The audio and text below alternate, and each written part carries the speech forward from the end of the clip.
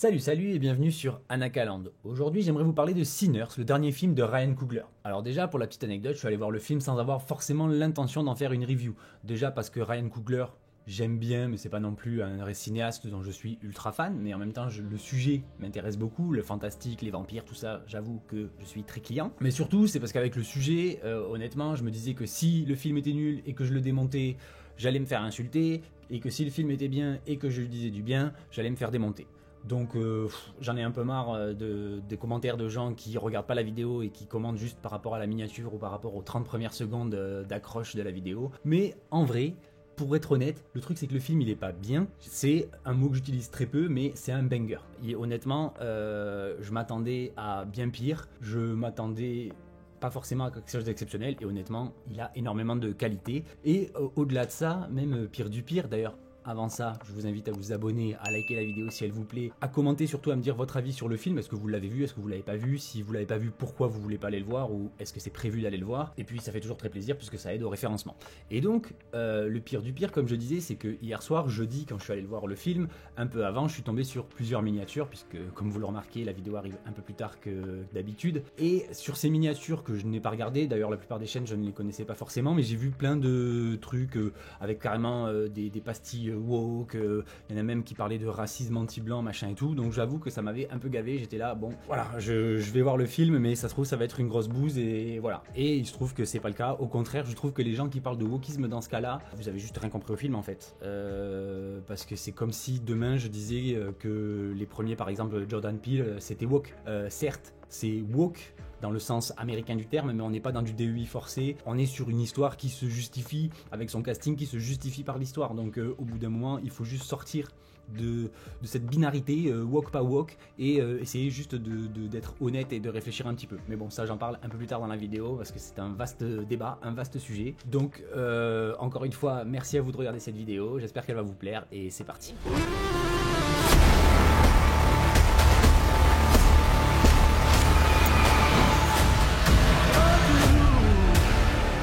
Donc pour commencer, déjà film Warner, et après avoir eu une double dose de Robert Pattinson dans Mickey 17 et une double dose de Robert De Niro dans Alton Heights, on a maintenant une double dose de Michael B. Jordan. Et il se trouve que malheureusement, ou heureusement pour Warner, c'est clairement la meilleure double dose que j'ai pu voir pour l'instant cette année 2025. Puisqu'on va commencer par là justement, au niveau du casting, je trouve que le film est très bien choisi, enfin le cast est très bon, même au début j'étais un peu inquiet du fait d'avoir un acteur qui joue deux rôles, certes j'imagine que c'est peut-être pour faire des économies, pour pas avoir à payer deux acteurs au lieu d'un, mais j'avais un peu peur des interactions notamment entre les personnages et tout. J'avoue qu'il y a 2-3 fois où les regards sont pas hyper cohérents, mais en vrai ça marche très bien. Par exemple la toute première scène quasiment du film, on a une scène où ils sont tous les deux en train de fumer une clope, ou plus qu'une clope, et j'ai trouvé que c'était bien construit, c'était plutôt bien réalisé, ça marche vraiment pas mal. Et pareil après les autres personnages, honnêtement, donc oui,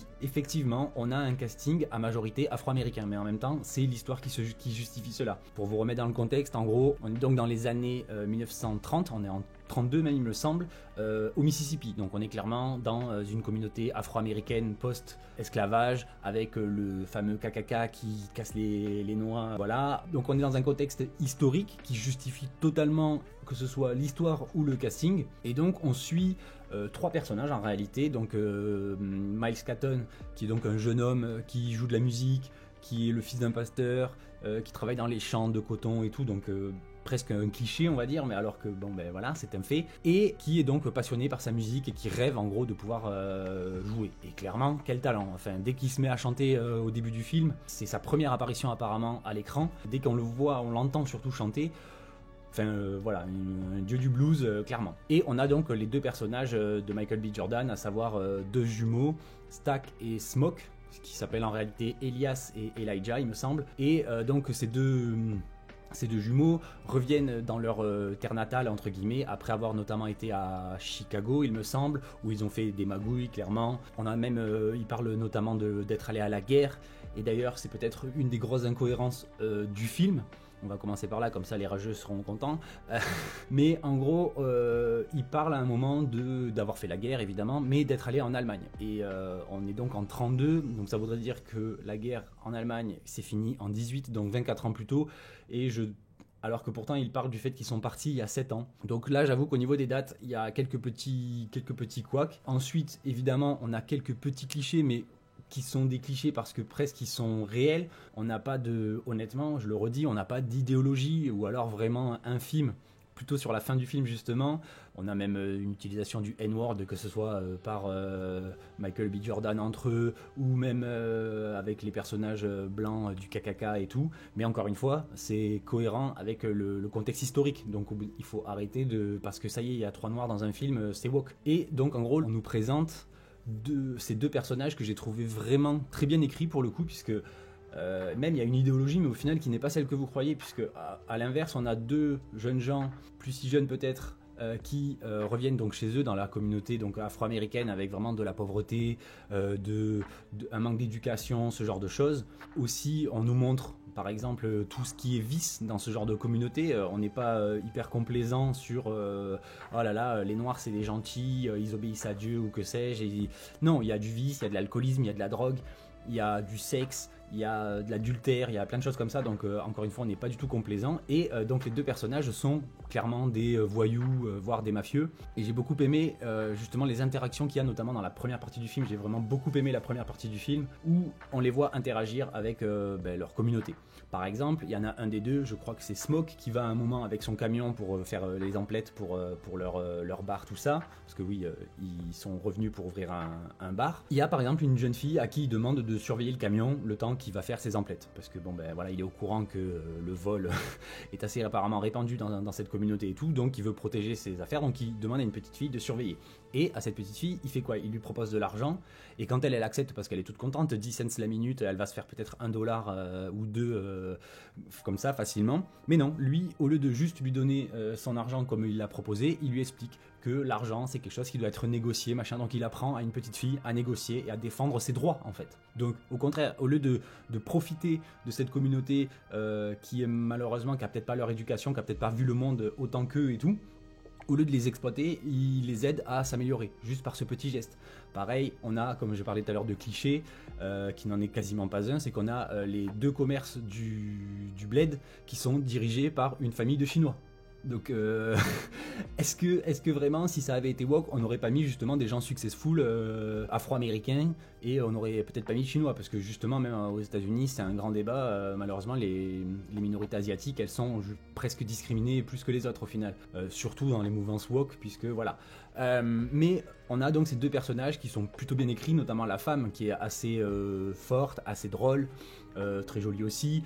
Et effectivement, j'ai dit chinois et pas asiatique parce qu'ils sont chinois. À un moment, ils parlent en chinois, et on a même dans une scène, peut-être la meilleure scène du film, des danseurs qui viennent de Chine. Donc clairement, on est sur 2 chinois. Donc encore une fois, on a vraiment ces interactions. Par exemple, lui-même, il négocie avec cette femme quand il veut acheter la bouffe, quand il veut acheter la pancarte et tout. Donc on a ce côté évolution. Pareil, l'autre Stack, quand il va recruter les membres du staff, entre guillemets, le videur, les musiciens et tout, il les enseigne, il veut les aider, il leur propose plus que ce qu'ils ont besoin et plus que le salaire, on va dire, qui touche d'habitude. Je crois que c'est un truc comme genre $40 pour une soirée pour jouer de la musique. Clairement, je pense qu'il n'y a pas grand monde qui paierait ce tarif-là. Donc ils sont vraiment là pour faire du bise, mais aussi pour un peu apporter, entre guillemets, pas leur sagesse, mais un peu leur connaissance du monde à leur communauté. Et comme ils le disent par exemple à un moment, eux, ils ont constaté que le seul pouvoir qui fonctionnait, surtout quand on est afro-américain, c'est l'argent. Et le seul moyen, c'est d'être un peu respecté, c'est l'argent. Même si, encore une fois, il y a des contre-arguments derrière qui arrivent un peu plus tard dans le film. Mais voilà, il y a clairement une volonté de montrer une société, une communauté, de manière, je trouve, assez réaliste. Même si peut-être encore une fois il y a des clichés et tout, mais je trouve qu'on est quand même dans la réalité, on n'est pas dans une représentativité, ou au contraire dans une élévation artificielle de ce genre de communauté sur certaines valeurs ou quoi. Non, on a, comme je disais, du sexe, de la dépravation, de l'alcool, des gens qui croient pas en Dieu, ou qui en tout cas ne suivent pas les enseignements de Dieu, machin, tout ça. Donc on a, je trouve, une société qui fonctionne plutôt bien, et donc un casting qui fonctionne plutôt très bien lui aussi. Et par exemple, concernant l'écriture que j'ai trouvé de très bonne qualité sur les personnages, même si ça peut paraître tout bête, bête. C'est comme je disais dans la première scène où on les voit accoudés à leur voiture quand ils fument leur clope et plus si affinité. On voit clairement, alors que c'est la toute première fois qu'on les voit, on voit qu'il y en a un des deux qui tremble. On comprend plus ou moins que c'est peut-être par rapport à la guerre, par rapport à une blessure, un trauma, on sait pas trop, mais il y a ce truc-là où il a les mains qui tremblent et l'autre, à l'inverse, roule la cigarette. Et en fait, il roule pour deux. Plus tard, quand son frère n'est plus là, on voit il est en train de crever et avant de mourir, il veut se rouler une dernière clope. Sauf que il n'y arrive pas. Donc clairement, on voit que c'est aussi un moyen de montrer que c'était vraiment une équipe, que c'était un duo inséparable et que sans son frère, il peut même pas se fumer une clope, un truc assez basique. Et à l'inverse, c'est même drôle puisqu'il va finir par demander au gars du KKK de lui filer une clope, l'autre le traite de sale haine et finalement il finit par lui donner parce que il a un peu peur, hein. Bizarrement la suprématie c'est plus la même quand on est en position de faiblesse. Et encore une fois, deuxième couche, deuxième effet qui se coule à cette écriture que j'ai trouvé de qualité, c'est que donc son ex, sa femme, on sait pas trop, qu'il a dû tuer pour pas qu'elle ne se transforme. C'était la promesse qu'il lui avait fait. Au moment où il lui avait fait cette promesse, elle lui avait dit notre fille m'attend et elle t'attend toi aussi. Et donc il est sur le point de mourir, il allume sa cigarette. Et là, c'est très joli, il voit sa femme du coup habillée en blanc avec leur bébé, elle est en train d'allaiter, donc il y a vraiment ce lien maternel, c'est peut-être le truc le plus suprême qui représente le lien entre une mère nourricière et son enfant, et elle lui dit, en gros, si tu veux prendre ton bébé dans les bras, balance ta clope, et il la balance. Donc on a vraiment tout c'est un peu cette boucle qui est bouclée, leur duo inséparable, complémentaire, qui a disparu. Du coup il est plus capable d'avoir un simple plaisir, et quand enfin il y accède, au final il y renonce par amour pour sa famille, qui va du coup rejoindre dans l'au-delà. Donc je trouve que ça a beau être des petites choses éparpillées comme ça reste un beau message, et c'est plutôt, je trouve, bien écrit, très bien écrit même. Vous êtes jumeaux les gars? Non, on est cousins. Somebody take me in your eyes. Pour revenir rapidement sur la technique, le film a coûté, je crois, dans les 90 millions de dollars, donc c'est pas un budget énormissime, et pourtant ça fonctionne vraiment très bien techniquement. Le film est très beau, on a quelques plans qui sont vraiment magnifiques, on a des choix d'axes de caméra qui sont très variés et qui fonctionnent encore une fois très bien. Par exemple sur certains dialogues, notamment il me semble c'est Smoke avec son ex-femme, son ex quoi, on a des plans assez larges mais qui ne bougent pas. À l'inverse, on a des moments où la caméra est très mobile. Je trouve que les choix de mise en scène et de découpage et de cadrage sont vraiment très efficaces. Même au niveau de l'étalonnage, j'ai trouvé ça très joli. C'est certes désaturé comme on le voit très souvent, mais on n'a pas ce côté fade de désaturer. Au contraire, ça apporte, je trouve, une certaine chaleur. On a certaines couleurs qui sont renforcées de par ce côté un peu sombre. Donc par exemple notamment le rouge de la voiture, ou le rouge du chapeau, ou même le bleu marine du chapeau du second. On a certaines couleurs comme ça qui ont tendance à vraiment bien ressortir, c'est très joli. La production design, notamment des environnements, des costumes, franchement ça fonctionne très très bien. On est vraiment dans un truc historique, ou en tout cas cohérent avec la période historique, même si encore une fois on est dans de la fiction, tout ça, il n'y a aucun souci à ce niveau là. Et ensuite, autre point technique qui est complètement dingue, qui pour le coup ça c'est assez récurrent on va dire avec le réalisateur Ryan Coogler, c'est la musique. Et bon, en plus là ça fait partie du pitch du film, mais clairement on est sur une bande son assez ouf. On a plusieurs morceaux qui sont super beaux. Après j'avoue que je suis peut-être pas honnête à ce niveau-là, parce que j'ai toujours bien aimé cette musique justement afro-américaine, que ce soit le blues et toutes ces évolutions jusque même aujourd'hui au hip-hop, même si j'ai quand même un peu du mal avec le rap, surtout très moderne. Mais voilà, il y a des vibes vraiment sympas, et donc la musique est clairement un élément central du pitch, puisque déjà dès le début du film, on nous parle du fait que dans plein de cultures à travers le monde, quelle qu'elle soit, hein, qu'elle soit blanche, asiatique, noire, peu importe, il y a toujours eu des gens qui communiquaient avec le monde des esprits, que ce soit les esprits du passé et les esprits du futur, et notamment à travers la musique. Et c'est un peu le pitch. Et en gros, ça aussi, ça rejoint un peu cette mythologie qu'il peut y avoir dans la pop culture et dans la littérature avec le blues.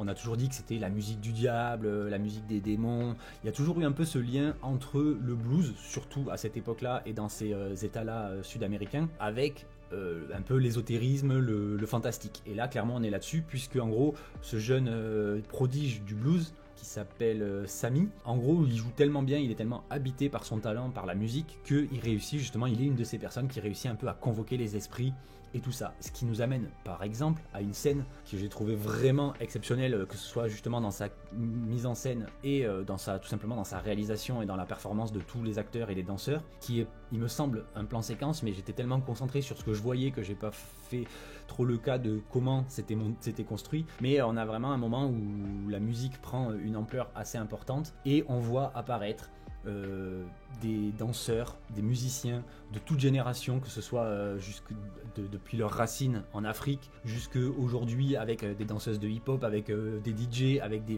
mecs qui jouent de la guitare électrique et tout. Et ça donne une scène qui est assez exceptionnelle. Et justement, comme il y a cette famille, comme je le disais tout à l'heure, de Chinois, on a même leurs ancêtres à eux qui apparaissent, ou en tout cas leurs racines à eux qui apparaissent en termes de danseurs. On a une danseuse et un danseur je dirais Chine antique. Je sais pas exactement les dates, mais ça correspond plus ou moins avec ce qu'on peut voir dans les œuvres qui parlent de Marco Polo par exemple. Donc on est sur l'empire chinois pré-colonial entre guillemets, au sens très large. Honnêtement, je m'avancerai pas sur choisir une date et tout, mais voilà, on est sur une représentativité pour le coup de tout le monde, et la séquence est assez magnifique. La musique est vraiment sympa, on se laisse vraiment embarquer, je trouve, par ce morceau qui mixe pour le coup modernité et tradition, puisque en invoquant ces esprits, les esprits participent au morceau. Donc on a vraiment une ampleur qui apparaît à ce moment-là dans le film, et j'ai trouvé ça vraiment sympa. Et on en arrive donc évidemment au pitch, on va dire, central, à savoir la présence de vampires.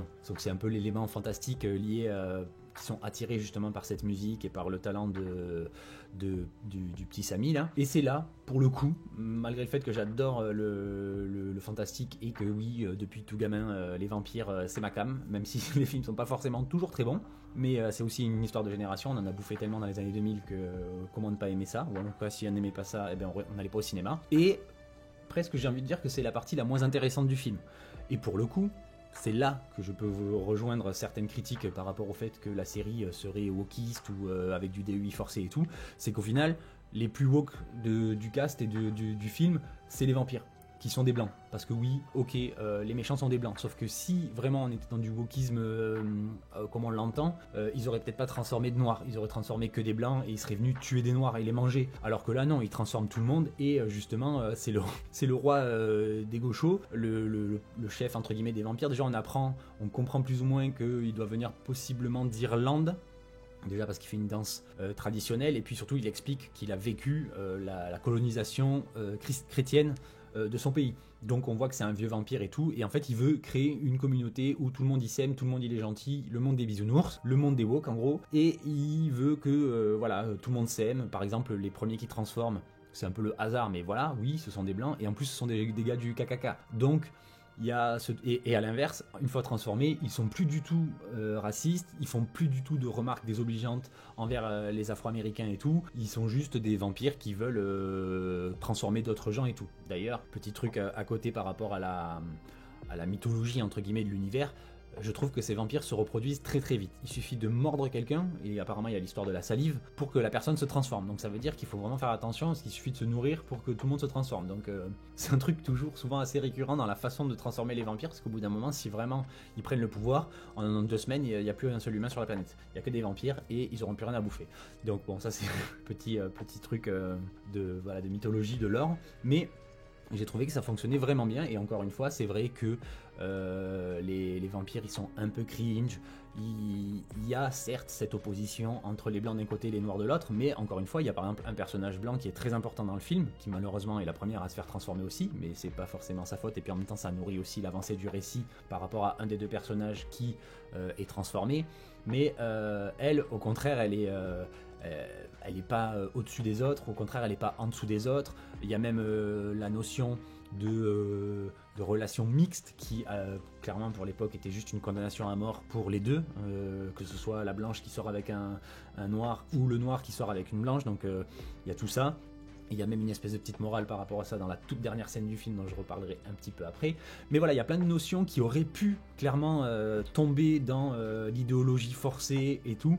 Et ils n'ont pas fait ça. Au contraire, je trouve qu'ils sont restés assez sobres. Oui, si on regarde sans forcément comprendre ou réfléchir un peu, on a l'impression que les méchants sont les blancs et les Renois sont les gentils. Sauf que c'est pas le cas. Il y a aussi des cons du côté des communautés afro-américaines. Il y a quelques personnes gentilles du côté des blancs. Et certes, les vampires, le premier en tout cas, est un blanc. Mais il transforme à la fin tout le monde. Et il y a autant de blancs qui bouffent des noirs que de noirs qui bouffent des noirs. Donc tout ça, c'est un peu à nouveau facile, je trouve. Et à l'inverse, on a, comme je disais, une vision assez honnête de ce genre de communauté. Par exemple, au tout début, on a donc les deux frères et le cousin là, Samy qui discutent. Bon, il lui parle un peu de cul machin et tout, donc c'est assez drôle parce qu'effectivement il y a pas mal de cul dans le film. Mais surtout, il lui demande à un moment ouais, est-ce que ton père te bat ou te bat pas trop, même je crois qu'ils disent, et lui il dit ou c'est lui qui dit ouais, pas trop, ça va, honnêtement un petit peu, mais ça va. Et les autres ils sont là, ouais, ton père c'est un mec bienveillant et tout.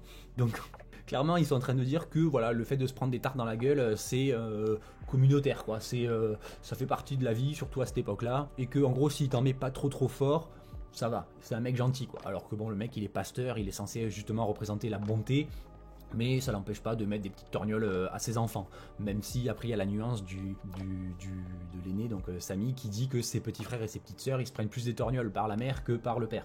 Mais ça n'empêche qu'ils ont quand même lancé le truc du pareil, eux, leur père à eux, il les a tabassés, ils ont même tué leur propre père parce qu'ils tabassaient ses fils. Donc il y a, je trouve, une espèce d'honnêteté. Il n'y a pas d'embellissement des sujets ou quoi que ce soit. Donc, encore une fois, je trouve qu'on n'est pas dans du forcing. On est juste dans une histoire qui se passe dans un contexte historique et dans un contexte géographique avec, oui, des communautés noires. Et encore une fois, je refais le parallèle, mais par exemple, dans Jordan Peele, si on mélange tout le monde, le film n'a plus aucun sens. Notamment, un de mes préférés, à savoir Get Out, qui est clairement le sujet du film. On a des blancs qui surexploitent de manière assez fantastique là aussi, des noirs.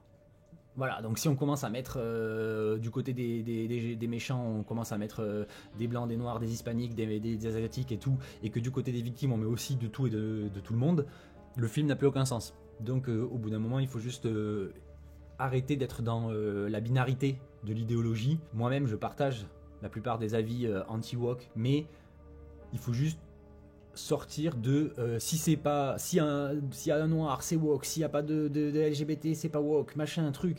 Il faut juste voilà, remettre les choses aussi dans un contexte, et de même que un réalisateur tel que Ryan Coogler a le droit de faire un film sur une communauté noire sans forcément avoir besoin de mettre du wokisme, on devrait aussi avoir le droit, et ça c'est malheureusement peut-être le problème, de faire la même chose avec des communautés blanches, des communautés asiatiques et des méchants qui seraient aussi des gens racisés ou peu importe. En vérité, dans l'art, on est censé pouvoir faire tout ce qu'on veut, raconter l'histoire comme on veut, sauf qu'aujourd'hui on peut plus forcément. Donc oui, ce film rentre dans la notion de DEI, qui n'est pas forcé parce que pour le coup le film il a été écrit tel quel, donc c'était presque du pain béni, mais il n'essaye pas non plus de nous faire rentrer à coups de marteau une idéologie ou de nous créer des biais positifs ou négatifs sur une communauté ou sur une autre. Donc j'ai trouvé que à ce niveau-là, la critique de wokisme sur ce film était pas forcément très cohérente. Et donc on a évidemment, si d'ailleurs j'ai oublié, mais un des plus gros, peut-être le pire défaut de ce film, c'est au niveau des FX. Pas les FX numériques, mais les FX pratiques. Et j'entends par là notamment tout ce qui est effet de sang, de blessures et tout, c'est pas ouf, vraiment pas ouf. Le sang est un peu fadasse, mais ça je pense que c'est lié à l'étalonnage en post-prod et tout. Mais même la façon dont il gicle, dont il machin, on voit vraiment que c'est de la prothèse en silicone et du jus de tomate. Et ça j'avoue que ça m'a parfois un petit peu sorti du film, j'ai trouvé ça un peu ridicule. Ça marche sur certains films où justement on est dans l'excès de gore et de ridicule à ce niveau-là. Sauf que là on se veut dans une histoire qui est quand même plus terre à terre, plus sombre. Et je trouve que ça fonctionne pas ouf quand on voit certaines blessures. Par exemple, à un moment, il y a un gars, il se met un coup de tesson de bouteille sur le bras pour faire venir justement les vampires et tout. Et ça part dans tous les sens. C'est n'importe quoi. Après, je sais pas, hein, peut-être que les Afro-Américains ont une tension artérielle de dingue et que c'est pour ça que ça gicle autant. Mais j'ai trouvé ça pas ouf. Donc voilà, c'est peut-être un des plus gros défauts en termes techniques du film. Mais on est sur, j'ai trouvé une histoire vraiment belle.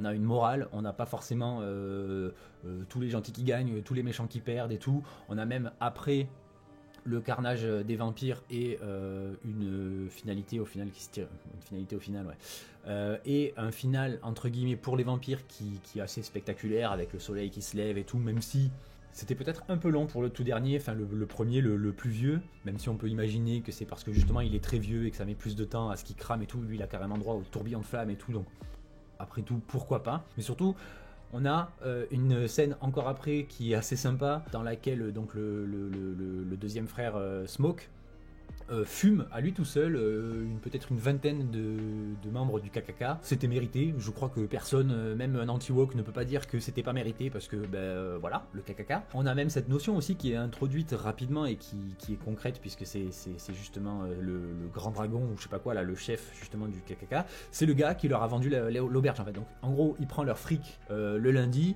non, le samedi, il leur vend le machin et le lendemain il vient les fumer, comme ça il récupère sa bâtisse et il garde le fric. Donc oui, c'est un enfoiré. En même temps, je crois que personne pourra défendre aujourd'hui les membres du clan, donc pourquoi pas. En plus la scène elle est assez badass, elle est assez drôle.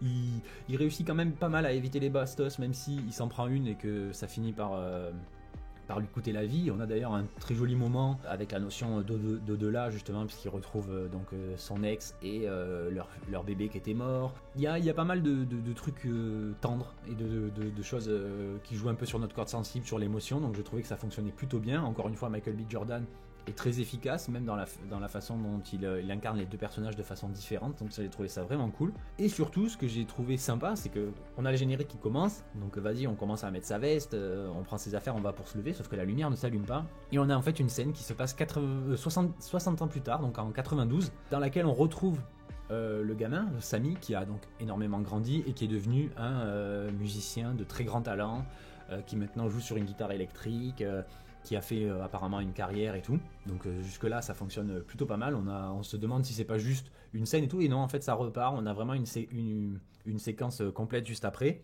où on pensait qu'ils étaient tous morts, mais non, il y a 2 vampires qui ont survécu, à savoir Marie, donc la blanche qui a été transformée, qui était amoureuse de Stack, un des 2 jumeaux, et qui lui aussi a été transformé. Et en fait tous les 2 ont survécu, et aujourd'hui, dans les années 90, ils peuvent afficher leur couple mixte, ils peuvent vivre ensemble sans avoir à se cacher, et il y a un peu cette morale entre guillemets leur relation, leur amour était peut-être trop d'avant-garde pour l'époque et tout ça. Et je trouve que cette fin, elle est assez positive, puisque on pourrait les imaginer. Moi honnêtement, dès que j'ai vu qu'il passait la porte, je me suis dit ça y est, il va se faire bouffer, ils ont attendu pendant 60 ans, ils vont le buter. Mais même pas, ils voulaient juste prendre des nouvelles, lui dire qu'ils avaient acheté tous ses albums, qu'ils aimaient beaucoup sa musique. Il lui demande de rejouer un morceau à l'ancienne sur sa vieille guitare, qui a d'ailleurs été détruite, mais j'imagine qu'il a peut-être refait faire une copie ou que sais-je. Mais voilà, donc c'est juste un petit moment de nostalgie. Même lui, Sammy ne veut pas forcément les tuer ou les menacer ou quoi que ce soit. Juste, on a deux membres d'une même famille qui se retrouvent après 60 ans d'absence et qui voilà. Et ça se finit comme ça, donc j'ai trouvé ça assez positif. On est plus sur du vampire ultra sanglant, meurtrier et tout, donc peut-être aussi ils ont appris à vivre avec leur temps, ils font ça de manière un peu plus discrète et tout. Donc honnêtement non, j'ai vraiment bien aimé.